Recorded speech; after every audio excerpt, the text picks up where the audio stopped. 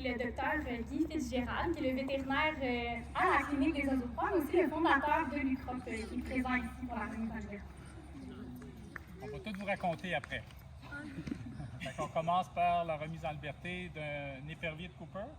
Puis c'est Huguette qui va faire ça, puis je vais vous expliquer pourquoi elle fait la remise en liberté. Tu peux t'avancer un petit peu par ici.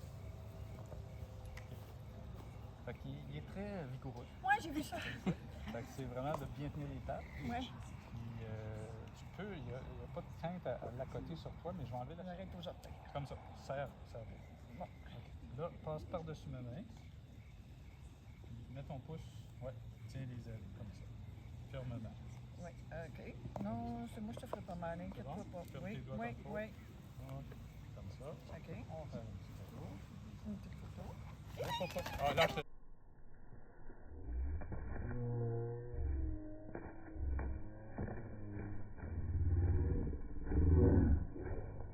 Lâche, lâche, là. Houdini, t'es pressé. Bon, on raconte une histoire. Houdini, il était pressé.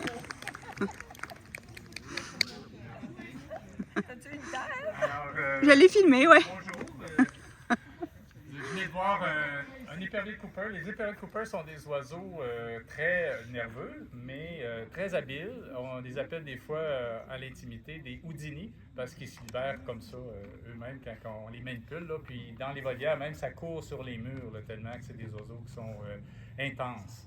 Et dans la chasse aussi, si vous avez déjà vu des reportages, là, l'autour d'Amérique puis l'épervier de Cooper, quand ça chasse, ça peut chasser en courant au sol.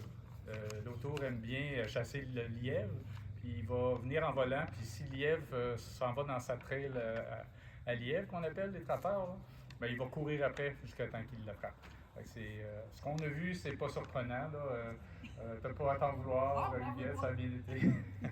Donc, c'est un épervier de Cooper juvénile. C'est un oiseau qui a été trouvé à Mont-Saint-Grégoire, pas très loin, en allant vers Saint-Jean-sur-Richelieu. Et puis, l'oiseau avait un comportement bizarre parce que les gens l'ont vu, il n'était pas farouche, il s'est envolé puis il est allé dans une branche. Puis après ça, oups, il est tombé à terre comme sonné. Ça peut arriver que ces oiseaux-là se frappent dans les fenêtres. Ça arrive souvent les éperviers, les petits nyctales qui se frappent dans les fenêtres. Mais l'oiseau, quand il est arrivé, il était un peu maigre, c'était un juvénile. Fait qu'on se disait, bon, peut-être que là, les parents ne nourrissaient plus, il était autonome, puis il y a eu de la difficulté. Mais à un moment donné, on a vu des plumes de sa queue tomber. Avec la base, ceux qui nous suivent sur Facebook, vous avez vu un petit quiz, là. Je vais être obligé de vendre la mèche.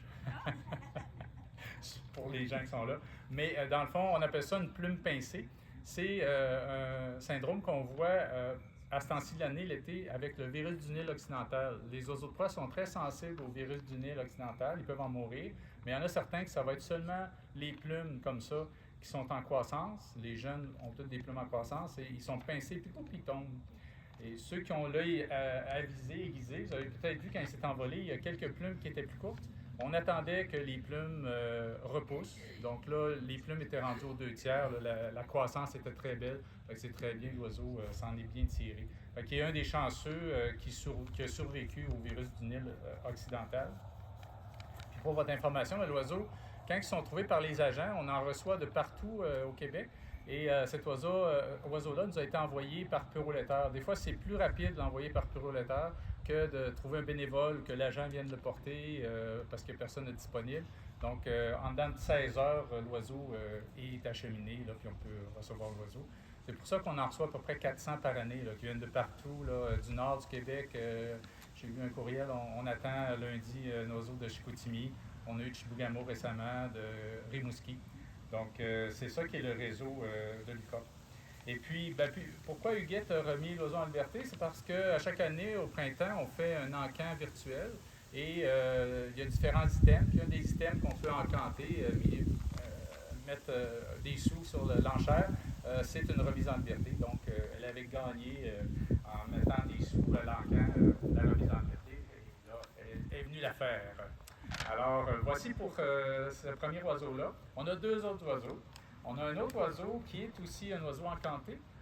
Donc, Élise, elle, a la chance de remettre en liberté une petite nyctale. C'est une petite chouette, ça, la plus petite chouette qu'on a au Québec. C'est un oiseau qui a été trouvé à Saint-Lambert par un particulier. Puis la dame est venue tout de suite nous porter l'oiseau. La petite Nictale, elle l'a vu se frapper dans la porte patio de sa maison. Et puis l'oiseau était sonné, et même qu'elle ne se tenait pas sur ses pattes, elle était sur le dos. Donc elle est venue le porter. Heureusement, on l'a eu rapidement. Puis on fait des radiographies, on vérifie si tout est correct. C'est souvent un trauma crânien ou médulaire. Et puis avec les soins là, de support qu'on a apportés, l'oiseau a bien guéri. Puis elle a passé du temps dans la grande volière. Elle avait été trouvée le 14 juillet. Et puis elle a passé du temps dans la volière de réhabilitation avec d'autres petits Nictales, pour ceux qui ont visité le complexe. Et elle est prête pour sa remise en liberté. Ça se passe vite, vu les remises en liberté, mais des fois on peut voir briller à la patte une bague. On met une bague d'identification avec un numéro qui est unique en Amérique du Nord. Ça nous permet d'avoir des nouvelles des oiseaux si jamais ils sont retrouvés. On apprend combien de temps l'oiseau a survécu, les déplacements qu'ils ont fait. Et juste pour votre information, nos records de longévité après une remise en liberté de nos oiseaux habités, c'est un grand-duc d'Amérique et un harfang des neiges qui ont été trouvés 11 ans et demi plus tard. Donc, ils ont vraiment survécu. La deuxième chance qu'on leur a donnée valait la peine. Ils ont pu faire leur vie après ça dans la nature. Le record de déplacement, je le disais un matin, c'est un faucon myrillon qui a été retrouvé au Costa Rica. Donc, il peut faire des beaux voyages. Ça leur coûte pas cher. Élise va pouvoir t'approcher pour la remise en liberté de la petite Nictale. Ça, c'était une juvénile, ça. C'était une jeune qui avait été retrouvée blessée. Là. Mais au mois de septembre, ils prennent le plumage adulte déjà.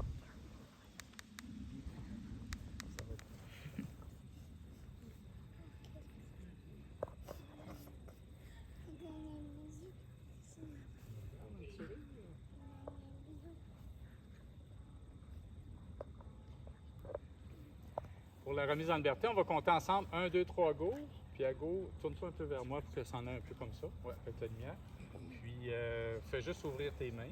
Ça peut arriver qu'elle se perche sur tes mains. Je ne penserais pas parce qu'elle a l'air de partir. Mais des fois, elle se perche. Si elle est perchée, fais juste tourner ta main comme ça. Puis elle va s'en aller. Est-ce que tout le monde est prêt, les paparazzis? Oui. OK. Attention, on va compter. 1, 2, 3, go! Oh! Tourne ta main. Et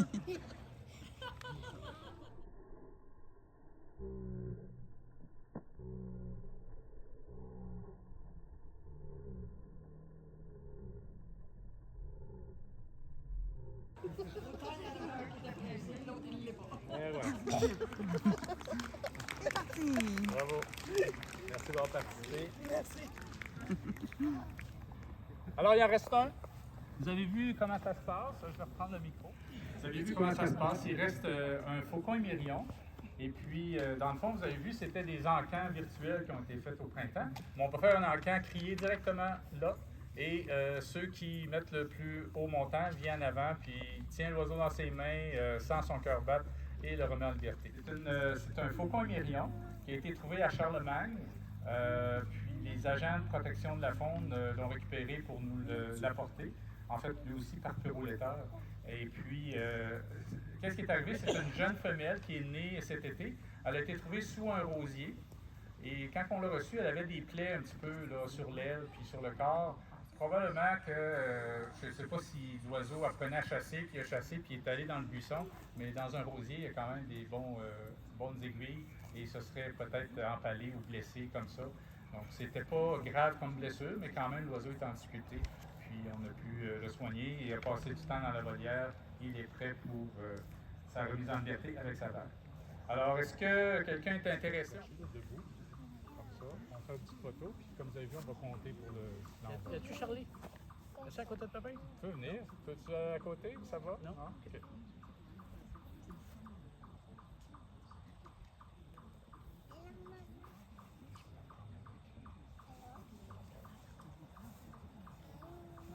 Alors, on va compter ensemble.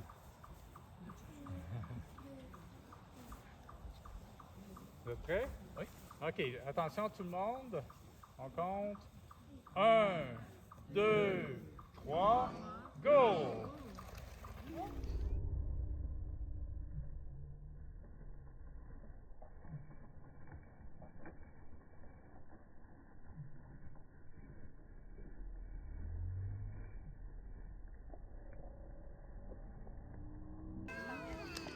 il est parti par là. Bye bye. Ah, il est rendu là-bas. Super. Wow. Très beau vol. Il y a un jet bleu qui le suit. Je vais prendre vos coordonnées, puis après ça, c'est de la